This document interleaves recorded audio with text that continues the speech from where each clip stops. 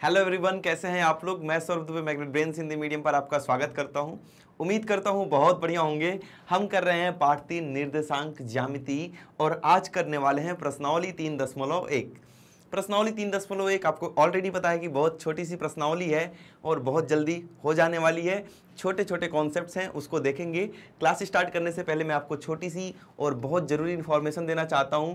जैसा कि आपको पता है, मैग्नेट ब्रेन्स प्रोवाइड करता है हाई क्वालिटी एजुकेशन, जहां हिंदी मीडियम विद्यार्थियों को मिलती हैं 6ठी से लेकर 12वीं क्लास तक की सारी क्लासेज, और वहीं इंग्लिश मीडियम स्टूडेंट्स को क्या मिलती हैं, KG to 12th सारी क्लासेज, वो भी निःशुल्क, बिल्कुल फ्री ऑफ कॉस्ट। मतलब कि आपको कोई भी क्लास देखने के लिए किसी भी प्रकार का पेड सब्सक्रिप्शन नहीं लेना पड़ता है।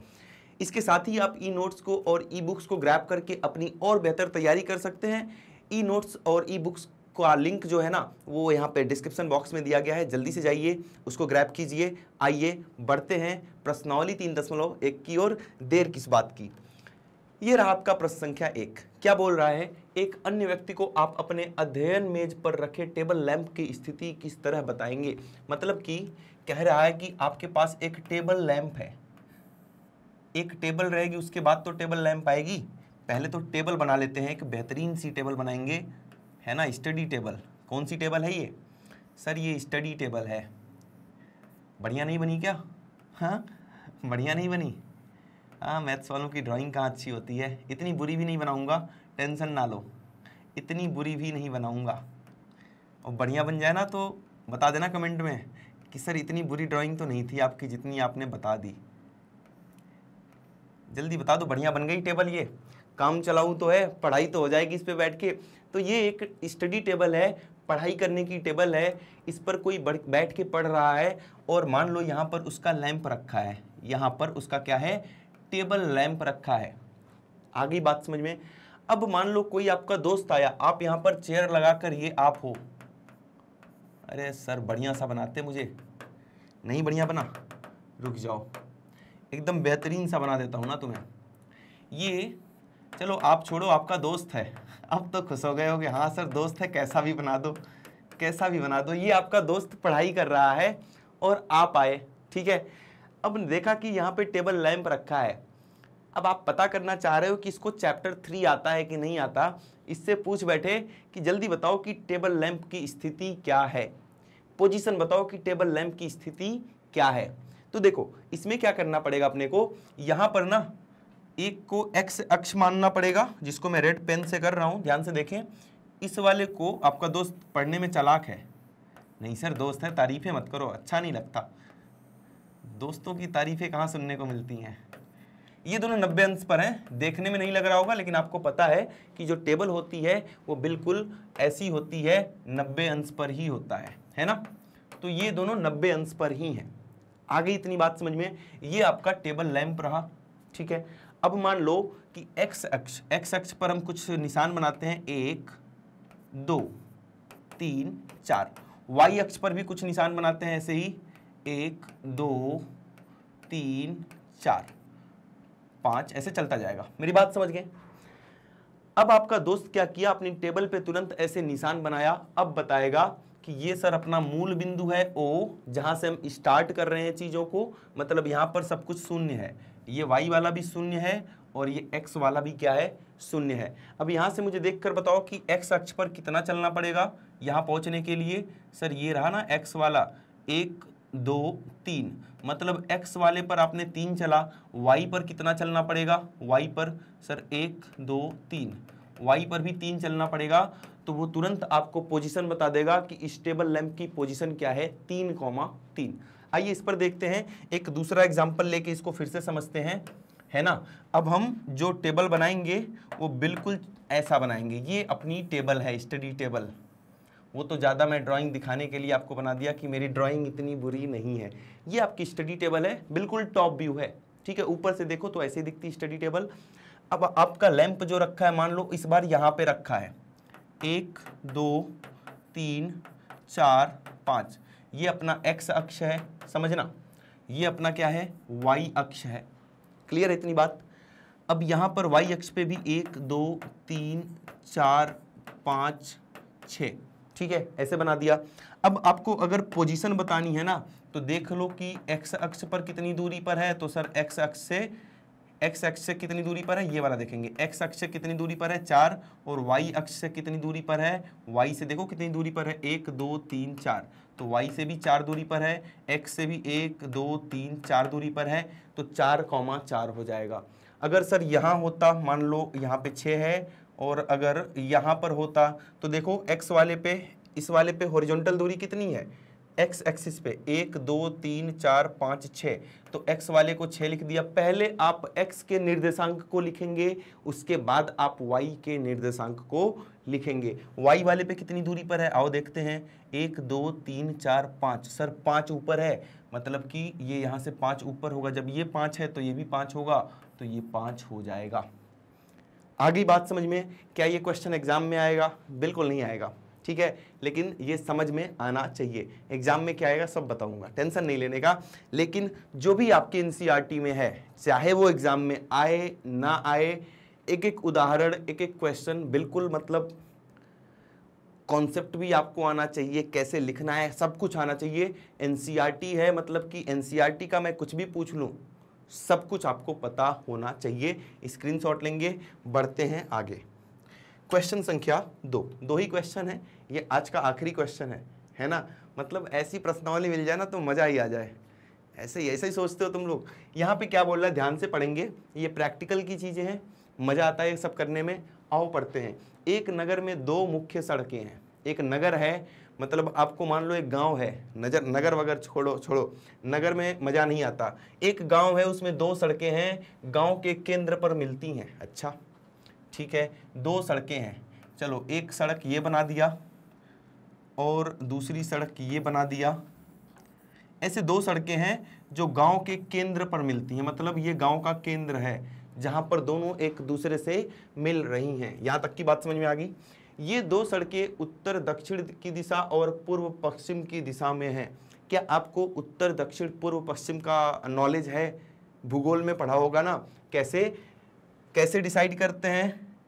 ऐसे न्यूज चैनल देखते हो ना, न्यूज की स्पेलिंग बताओ मुझे। ऐसे लिख लो, NE लिख लोगे ना, WS, न्यूज, NEWS, ऐसे लिख लो। यही होता है, N for north, east, south, west, मतलब कि उत्तर दक्षिण पूरब पश्चिम। तो बोल रहा है कि 2 सड़कें, तो जो एक सड़क है वो तो उत्तर दक्षिण की दिशा में है, ये अपना उत्तर हो गया, और ये वाला अपना दक्षिण हो गया। फिर बोल रहा है कि जो एक दूसरी सड़क है वो पूरब और पश्चिम की दिशा में है, तो ये साउथ लिख दिया मैंने, ये ईस्ट हो गया पूरब, और ये वेस्ट हो गया पश्चिम। ठीक है, ये वेस्ट हो गया पश्चिम, पूरब पश्चिम हो गया, और उत्तर दक्षिण हो गया। कोई दिक्कत? सड़क बनाने में कोई दिक्कत है क्या? नहीं है। ठीक है, बहुत बढ़िया, आगे देखते हैं। नगर की अन्य सभी सड़कें इन मुख्य सड़कों के समानांतर परस्पर 200 मीटर की दूरी पर हैं। प्रत्येक दिशा में लगभग 5 सड़कें हैं, मतलब कि इस गांव का, ये गांव का केंद्र है, तो इस गांव में 5 सड़कें हैं कम से कम, और पांचों जो हैं एक दूसरे के समांतर हैं। मतलब पहले पूरब पश्चिम वाला ये वाला रोड बना लेते हैं, कितनी बार? 5 बार। आओ सर ये तो मजेदार है, मैथ्स में ऐसा भी पढ़ने को मिलता है। हाँ सब मिलता है, मैथ सही है। यहाँ पे साइंस, भूगोल, हिस्ट्री, इतिहास, भूगोल सब पढ़ने को मिलता है। कितनी सड़क हो गई? एक, ये तो स्टार्टिंग वाला था, 1 2 3 4 5 बना लो ऐसे, 5 समांतर सड़कें हो गई। कौन सी दिशा में? पूरब पश्चिम की दिशा में। अब हम 5 सड़कें बनाएंगे, कौन सी दिशा में? उत्तर दक्षिण की दिशा में। आइए 5 सड़कें और बनाते हैं। सर इतनी जल्दी कहाँ सड़कें बनती हैं? सड़कें बनाने में तो बहुत टाइम लगता है। नहीं, अब तो एडवांस टेक्नोलॉजी आ गई, अब तो रात रात में सड़कें बन जाती हैं, है ना। कितनी हो गई सड़कें? 4 हो गई ना, ये हो गई 5 सड़कें। क्या इतनी बात समझ में आ चुकी है? 1 सेंटीमीटर बराबर 200 मीटर, तो मैंने इसको 1 सेंटीमीटर लिया है, ये अपना 1 सेंटीमीटर है, यहाँ भी ये अपना 1 सेंटीमीटर है। मतलब आप एक्चुअल में देखेंगे तो ये 200 मीटर 200 मीटर 200 मीटर 200 मीटर ऐसे करके है। क्लियर है बात? हाँ, एक मॉडल बनाना था, मैंने मॉडल बना दिया है। आगे क्या करना है, सड़कों को एकल रेखाओं से निरूपित कीजिए। मैंने ऑलरेडी सड़कों को एकल रेखाओं के मतलब कोई बच्चा ज़्यादा दिमाग लगा के पूरी सड़क ही बना दे, इस पे गाड़ी वाड़ी चला दे, ऐसा नहीं करना। आप मैथ्स पढ़ रहे हैं, इस सड़क को ऐसे बनाना था एकल रेखा से, तो मैंने एक ही रेखा से बनाई है हर एक सड़क को। ये अपनी हो गई सड़क 1, ये हो गई सड़क 2, सड़क 3, सड़क 4, सड़क 5। ऐसे ही उत्तर दक्षिण की दिशा में भी 5 सड़कें बनाया मैंने, 1 सड़क, 2 सड़क, तीसरी सड़क, चौथी और 5वीं सड़क। 5-5 रोड दोनों साइड में बना दिया, कोई दिक्कत वाली बात यहाँ तक नहीं है। आइए देखते हैं आगे, अभी आगे भी क्वेश्चन है। ये मत समझना कि बस यही काम करना था, ये मत समझना कि बस यही काम करके आपको आज़ादी मिल जाएगी। आगे पढ़ते हैं। आपके मॉडल में एक दूसरे को काटती हुई अनेक क्रॉस स्ट्रीट चौराहे हो सकते हैं। हाँ, तो बहुत सारे चौराहे हैं ना, यहाँ पर दुकान लगी है, अरे दुकान गड़बड़ लग गई, हाँ चौराहा उड़ गया कोई बात नहीं, यहाँ देखो ध्यान से, ये चौराहा है, ये चौराहा है, बहुत सारे चौराहे हैं, ये सारे चौराहे हैं, है ना। यहाँ पे मोमोज मिलता है, यहाँ पे गोलगप्पे मिल रहे हैं, यहाँ बर्गर मिल रहा है, यहाँ पे क्या है, स्टेशनरी की दुकान है, पढ़ाई लिखाई की भी दुकान है। ये बात समझ में आ रही है आपको, बहुत सारे चौराहे होंगे, है ना, चौराहे हैं, ठीक है। एक विशेष क्रॉस स्ट्रीट 2 सड़कों से बनी हुई है, जिनमें से एक उत्तर दक्षिण की दिशा में जाती है और दूसरी पूर्व पश्चिम की दिशा में। प्रत्येक क्रॉस स्ट्रीट का निर्देशन इस प्रकार किया जाता है, यदि दूसरी सड़क उत्तर दक्षिण दिशा में जाती है, दूसरी सड़क जो है उत्तर दक्षिण दिशा की बोल रहा है, तो उत्तर दक्षिण दिशा की दूसरी सड़क ये वाली, इसकी बात कर रहा है, ये वाली, इसकी खास बात कर रहा है कि सर आप दूसरी सड़क पकड़ लो, किधर की, उत्तर दक्षिण दिशा की, और क्या 5वीं सड़क पकड़ लो सर पूरब पश्चिम दिशा की। तो 5वीं सड़क जो है ये पूरब पश्चिम वाली, ये सारी हैं, तो 5वीं सड़क सर आप पकड़ लो कौन सी, पूरब पश्चिम दिशा वाले की। एक उत्तर दक्षिण वाले दिशा की ले लिया, एक पूरब पश्चिम वाले की। उत्तर दक्षिण वाले दिशा की कौन सी सर, दूसरी सड़क। पूरब पश्चिम वाला हो गया, उत्तर दक्षिण वाले की नहीं, कुछ गड़बड़ हुआ क्या, हाँ ठीक है, ये वाला बोल रहा है कि दूसरी सड़क जो आपको लेनी थी, दूसरी सड़क जो आपको लेनी थी वो उत्तर दक्षिण दिशा की, ऐसा किया हमने, हाँ दूसरी सड़क उत्तर दक्षिण दिशा की हो गई और 5वीं सड़क क्या हो गई, पूरब पश्चिम दिशा की। मतलब इसका काम तो हो चुका है, ये वाला काम मैंने कर दिया, ये वाला काम मैंने कर दिया, ऊपर भी कुछ दिया था जिसमें से एक, अच्छा ठीक है, क्लियर है ना, यहाँ तक कोई दिक्कत वाली बात नहीं है, ठीक है। तब हमें इस क्रॉस स्ट्रीट का निर्देशांक क्या कहेंगे, 2-5। जब ऐसा कर रहे हैं तो इस क्रॉस स्ट्रीट का जो निर्देशांक हम बता रहे हैं, क्या बता रहे हैं, 2-5। इसका निर्देशांक क्या बता रहे हैं, जहां पर ये दोनों एक दूसरे को काटती हैं, इसका निर्देशांक क्या होगा, इसका निर्देशांक क्या बता रहे हैं सर, 2-5। 2-5 क्यों, क्या ये समझ रहे हो कि इसका निर्देशांक 2-5 क्यों होगा? हाँ सर बिल्कुल, x वाले अक्ष पे देखो, x वाले अक्ष पे तो 1-2 जा रहा है, y वाले पे देखो तो यहाँ से स्टार्ट है, ये स्टार्टिंग पॉइंट है, स्टार्टिंग पॉइंट ये है आपका, स्टार्टिंग यहाँ से हो रही है, ठीक है। तो यहाँ से x वाले को देखो तो 1-2 पे है ना, 2 लिख दिया, y वाले को देखो ये वाला 1-2-3-4-5, तो 5 लिख दिया, कोई दिक्कत वाली बात नहीं है। पहला क्वेश्चन क्या पूछा है, कितनी क्रॉस स्ट्रीटों को 4-3 माना जा सकता है। और 4-3 वाला देखते हैं, x वाले पे 4 पकड़ लो, ये रहा 4, y वाले पे 3 पकड़ लो, ये रहा 3, एक दूसरे को ये कहाँ काटेंगी, तो सर यहाँ पर काट रही हैं, यहाँ पर, ये 4 वाली और ये 3 वाली एक दूसरे को कहाँ पर काट रही है, दिख गया, ये काट रही हैं, ये 4-3 है ना। तो पूछ रहा है कि ऐसी कितनी क्रॉस स्ट्रीट होंगी, तो भाई 4-3 वाला यही है, तो ऐसी केवल और केवल एक क्रॉस स्ट्रीट होगी जो 4-3 पर एक दूसरे को क्या कर रही होगी, कट कर रही होगी। क्या ये बात क्लियर है आपको? अब देखते हैं इसका सेकंड पार्ट क्या बोल रहा है, कितनी क्रॉस स्ट्रीटों को 3-4 माना जा सकता है। आइए देखते हैं कि x पर 3 और y पर 4, मतलब इधर वाले पे 3, 1-2-3, इसकी बात कर रहा है, इसकी, और इस पे 4, इसकी। ये दोनों लाइन देखो कहां पर एक दूसरे को काट रही हैं, कौन सी लाइन, अरे मैं इस लाइन की बात कर रहा हूं, 4 वाले की, y पर तो 4 वाले की और x पर 3 वाले की। ये दोनों लाइन कहां पर एक दूसरे को काट रही हैं सर? यहां पर। तो ऐसी कितनी क्रॉस स्ट्रीट बन रही है जहां ये दोनों लाइन एक दूसरे को काट रही हैं? केवल और केवल एक।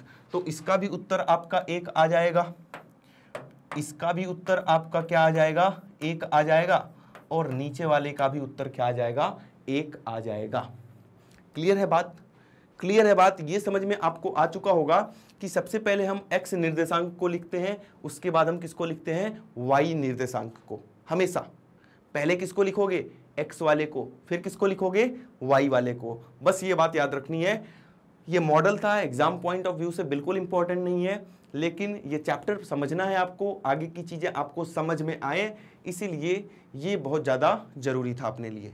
समझ में आ गए? एक एक बात समझ में आ चुकी है? ठीक है, तो इस क्लास के लिए इतना ही था। और जाने से पहले एक जरूरी बात, जैसा कि आपको पता है मैग्नेट ब्रेन्स प्रोवाइड करता है हाई क्वालिटी एजुकेशन, जहां ये हमारे टॉप कोर्सेज हैं जो इंग्लिश मीडियम में भी हैं और हिंदी मीडियम में भी, जहां आपको सीबीएसई के साथ साथ अदर स्टेट बोर्ड्स की भी क्लासेज मिलती हैं। कौन कौन सा स्टेट बोर्ड्स है sir? Delhi board, Bihar board, UP board, MP board और राजस्थान बोर्ड।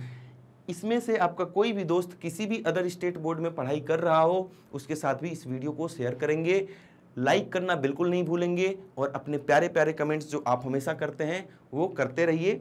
आप वैदिक मैथ्स क्रैश कोर्स और स्पोकन इंग्लिश की भी क्लासेस देख सकते हैं। ये सारी क्लासेस यूट्यूब पर बिल्कुल फ्री ऑफ कॉस्ट अवेलेबल है, मतलब इन क्लासेस को देखने के लिए किसी भी प्रकार का कोई भी पेड सब्सक्रिप्शन लेने की कोई ज़रूरत नहीं है।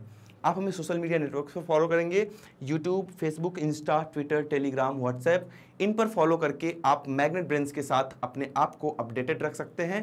साथ ही में और बेहतरीन तैयारी करने के लिए आप ई नोट्स और ई बुक्स को ग्रैब करेंगे, जिसका लिंक डिस्क्रिप्शन बॉक्स में दिया गया है। बाकी आप अपना ध्यान रखें, पढ़ाई करते रहें, मैथ्स की प्रैक्टिस करते रहें। मिलते हैं अगली क्लास में। Thank you so much.